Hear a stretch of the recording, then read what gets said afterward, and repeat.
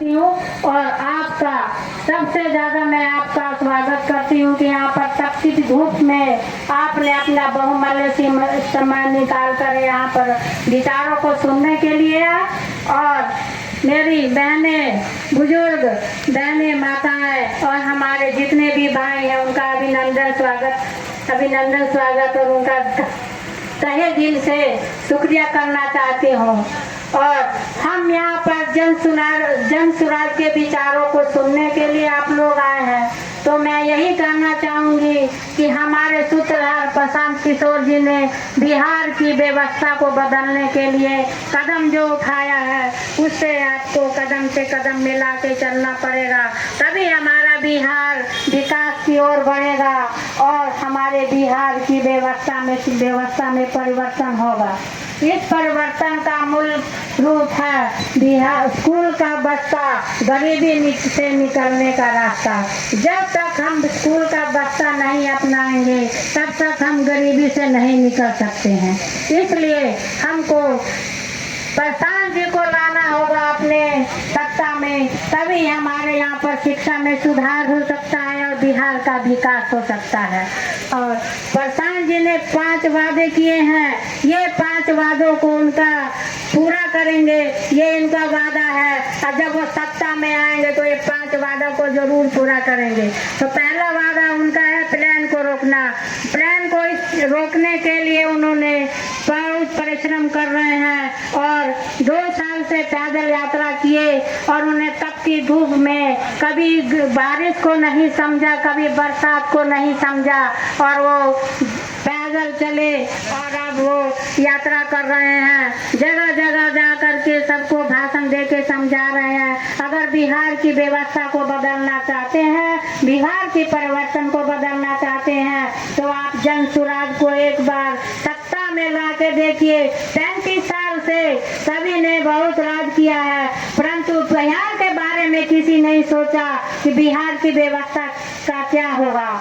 उन्होंने सबसे पहला उनका प्लान है परिवर्तन है, जो कि प्लान को रोकना। प्लान को रोकने के लिए उन्होंने ये किया है कि जो हमारे मजदूर, हमारे भाई, हमारे जो परिवार के जो बाहर कमाने के लिए गए हैं, उनको बाहर बहुत ही गरीबी का सामना करना पड़ता है, देश देश की ठोकरें खानी पड़ती है।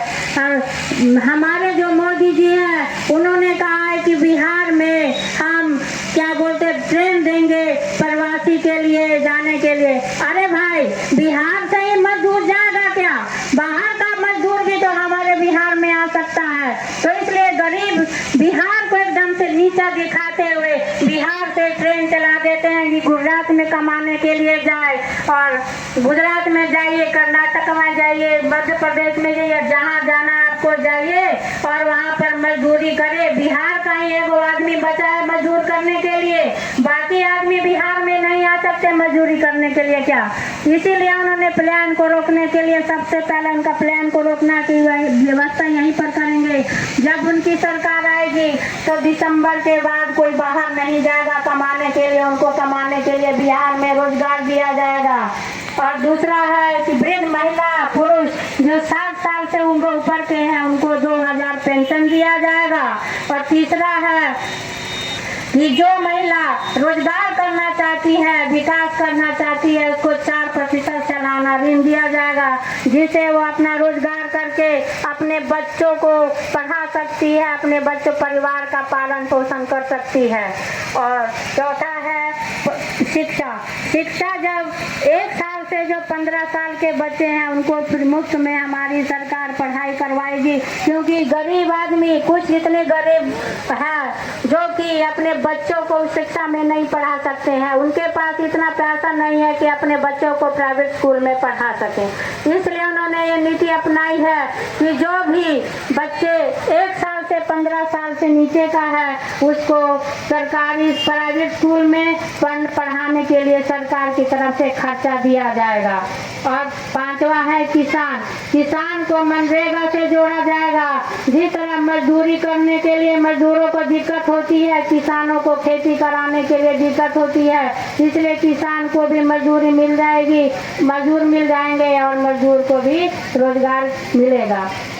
बस मैं इसी बात के साथ अपनी वाणी को समाप्त करती हूँ। एक बार मेरे साथ बोलकर महिला समाज की महिला पुरुष सब बोलेंगे, जय बिहार, जय बिहार, जय बिहार, धन्यवाद।